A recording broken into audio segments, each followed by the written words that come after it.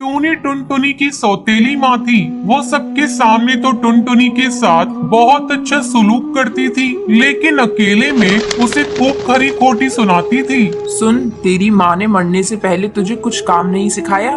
दिन भर गाय की तरह चरती रहती है, कभी कुछ काम भी कर लिया कर, सारा दिन बस बैठी रहती है। माँ, तुम मुझे सुबह 4 बजे उठा देती हो, खुद तो सोती रहती हो, मुझसे ही घर के सारे काम करवाती हो, खाना पकाने से सफाई तक। आपने तो काम वाली भी छुड़वा दी। मैं पापा से बात करूंगी। आप सबके सामने कुछ और पीछे कुछ और हो। हेलो फ्रेंड्स, आपको वीडियो में दिखाए गए फिर मनोरंजन का प्रीत है। अगर आपको वीडियो अच्छा लगा तो चैनल को सब्सक्राइब करें।